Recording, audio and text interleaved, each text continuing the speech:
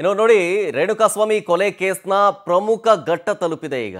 ಈ killing star ದರ್ಶನ್ಗೆ ಜೀವನ ಪೂರ್ತಿ ಜೈಲೇ ಗತಿನ ಅನ್ನುವಂಥ ಪ್ರಶ್ನೆ ನಿಮ್ಮೆಲ್ಲರಿಗೂ ಕಾಡ್ತಾ ಇರುತ್ತಲ್ಲ.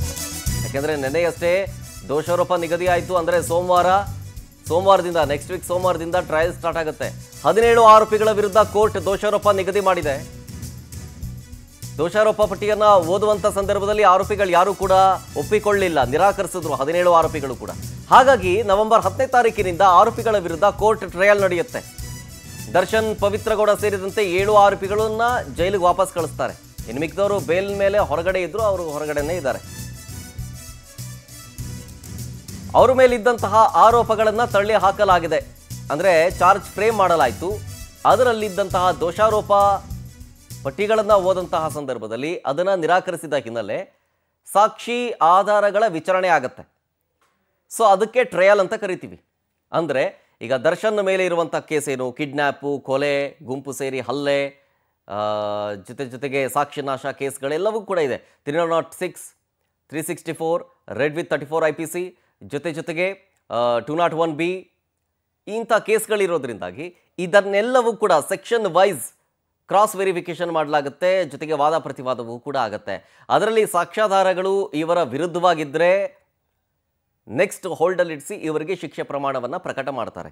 ಇನ್ ಕೇಸ್ ಇವರ ಪರವಾಗಿ ಅದು ಸಾಕ್ಷಿ ಆಧಾರಗಳ ಕೊರತೆಯಿಂದ ಇವರೇ ಕೊಲೆ ಮಾಡಿದ್ದಾರೆ ಅಂತ ಹೇಳಲಿಕ್ಕೆ ಬರಲಿಲ್ಲ ಅಂತಾಗ ಶಿಕ್ಷೆಯ ಪ್ರಮಾಣ ಕಡಿಮೆ ಆಗಬಹುದು, ಜೊತೆಗೆ ಬೇಲೆಬಲ್ ಆಗಬಹುದು, ಅಥವಾ ಅದನ್ನು ಪ್ರಶ್ನೆ ಮಾಡಿ ಸುಪ್ರೀಂ ಕೋರ್ಟ್ಗೆ ಹೋಗಿ ಬೇಲ್ ಮೇಲೆ ಹೊರಗೆ ಬರ್ಬೋದು.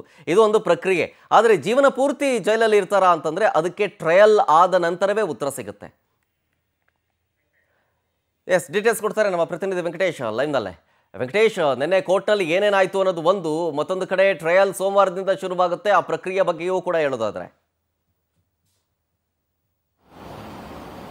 ಹೌದು ಶರತ್, ರೇಣುಕಾಸ್ವಾಮಿ ಕೊಲೆ ಪ್ರಕರಣ ಸಂಬಂಧಪಟ್ಟಂತೆ ಪೊಲೀಸರು ನಡೆಸಿರುವಂತಹ ತನಿಖೆ ಹಾಗೂ ಸಲ್ಲಿಸಿರುವಂತಹ ಚಾರ್ಜ್ ಶೀಟ್ಗೆ ಸಂಬಂಧಪಟ್ಟಂತೆ ಈ ಕೇಸ್ನ ನ್ಯಾಯಾಂಗದ ತನಿಖೆಯಲ್ಲಿ ಇನ್ನು ಮುಂದೆ ಮುಂದುವರಿಯುವಂತೆ, ಅಂದ್ರೆ ಅದಕ್ಕಾಗಿ ಒಂದು ಚಾರ್ಜ್ ಫ್ರೇಮ್ ಅನ್ನು ಕೂಡ ನಿನ್ನೆ ಆಗಿರುವಂತದ್ದು. ನವೆಂಬರ್ 10ನೇ ತಾರೀಕು ಈ ಕೇಸ್ಗೆ ಸಂಬಂಧಪಟ್ಟಂತೆ ಟ್ರಯಲ್ ನ ಆರಂಭಿಸೋದಕ್ಕೆ ದಿನಾಂಕವನ್ನ ನಿಗದಿ ಮಾಡ್ತಾರೆ. ಅಂದ್ರೆ ನವೆಂಬರ್ 10ನೇ ತಾರೀಕು ಇದನ್ನ ಫೈನಲ್ ಮಾಡ್ತಾರೆ, ಯಾವ ದಿನಾಂಕದಿಂದ ಈ ಕೇಸನ್ನ ಟ್ರಯಲ್ ಶುರು ಮಾಡಬೇಕು ಅಂತ ಹೇಳಿ. ಸೊ ಅಲ್ಲಿಂದ ಅಂದ್ರೆ ಈ ಕೇಸ್ಗೆ ಸಂಬಂಧಪಟ್ಟಂತೆ ಟ್ರಯಲ್ ಕೂಡ ಆರಂಭ ಆಗ್ತಾ ಹೋಗುತ್ತೆ. ಪ್ರತಿ ತಿಂಗಳಿಗೆ ಒಮ್ಮೆ ನಡೆಸ್ತಾರ ಅಥವಾ 2 ದಿನ ನಡೆಸ್ತಾರ ಅನ್ನೋಂಥದ್ದು ಕೂಡ ಇರುವಂತದ್ದು. ಯಾಕಂದ್ರೆ ಸುಪ್ರೀಂ ಕೋರ್ಟ್ ಕೂಡ ಹೇಳಿರುವಂತದ್ದು ಆದಷ್ಟು ಬೇಗ ಕೇಸನ್ನ ಮುಗಿಸಿ 5-6 ವರ್ಷಗಳ ಕಾಲ ಈ ಕೇಸನ್ನ ಎಳೆದುಕೊಂಡು ಹೋಗ್ತೀರಾ ಅಂತ ಕೂಡ ಹೇಳಿರುವಂತದ್ದು. ಆ ಹಿನ್ನೆಲೆಯಲ್ಲಿ ನ್ಯಾಯಾಲಯವು ಕೂಡ ಇದನ್ನ ಗಂಭೀರವಾಗಿ ಪರಿಗಣನೆಗೆ ತೆಗೆದುಕೊಂಡು ಒಂದು 6 ರಿಂದ 8 ತಿಂಗಳ ಒಳಗಡೆ ಕೇಸನ್ನ ಮುಗಿಸ್ತಾರೆ ಅನ್ನುವಂತಹ ಮಾಹಿತಿಗಳು ಕೂಡ ಇದೆ. ಆಗ ಈ ಪ್ರಕ್ರಿಯೆ ನಡೀತಾ ಹೋದಂತೆ ಈ ಕೇಸ್ಗೆ ಸಂಬಂಧಪಟ್ಟಂತೆ ಇರುವಂತಹ ಐ ವಿಟ್ನೆಸ್ ಗಳಾಗಿರ್ಬೋದು, ಸಾಕ್ಷಿಗಳಾಗಿರ್ಬೋದು, ಎಲ್ಲವನ್ನು ಕೂಡ ನ್ಯಾಯಾಲಯಕ್ಕೆ ಕರೆಸಿ ನ್ಯಾಯಾಧೀಶರ ಮುಂದೆ ಈ ವಿಚಾರಣೆಗೆ ಅವರು ನೋಡಿದಂತಹ ಸೀನ್ಗಳೇನಿದೆ ಅದನ್ನ ಹೇಳಬೇಕಾಗುತ್ತೆ. ಯಾಕಂದ್ರೆ ಈ ಹಿಂದೆ ಕೂಡ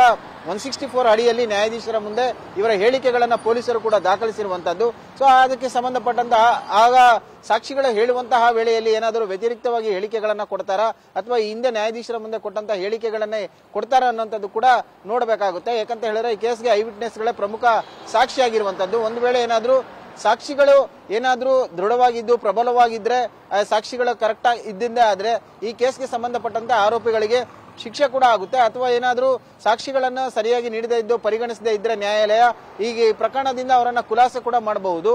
ಆದ್ರೆ ಈ ಸಾಕಷ್ಟು ಕೊಲೆ ಪ್ರಕರಣಗಳಲ್ಲಿ ಕೂಡ ಏನು ನ್ಯಾಯಾಧೀಶರ ಮುಂದೆ ಕೊಟ್ಟಂತ ಹೇಳಿಕೆಗಳನ್ನ ಮತ್ತೆ ಸಾಕ್ಷಿಗಳು ಹೇಳುವಂತಹ ವೇಳೆಯಲ್ಲಿ ಉಲ್ಟಾ ಹೇಳಿರುವಂತದ್ದು ಕೂಡ ಇದೆ. ಹಾಗಾಗಿ ಕೇಸ್ನಲ್ಲಿ ಆರೋಪಿಗಳು ಖುಲಾಸೆ ಆಗಿರುವಂತಹದ್ದು ಕೂಡ ಸಾಕಷ್ಟು ಉದಾಹರಣೆಗಳಿದೆ. ಈ ಕೇಸ್ಗೆ ಸಂಬಂಧಪಟ್ಟಂತೆ ಆರೋಪಿಗಳು ಯಾವ ರೀತಿಯಾದಂತಹ ಸಾಕ್ಷಿಗಳನ್ನ ಹೇಳ್ತಾರೆ, ಪೊಲೀಸರು ಆ ಸಾಕ್ಷಿಗಳನ್ನ ಯಾವ ರೀತಿಯಾಗಿ ಏನು ಸೇಫ್ ಮಾಡಿ ಕರ್ಕೊಂಡು ಬಂದು ಹೇಳಿಸ್ತಾರೆ ಅನ್ನೋಂಥದ್ದು ಕೂಡ ಮುಖ್ಯವಾಗುತ್ತೆ.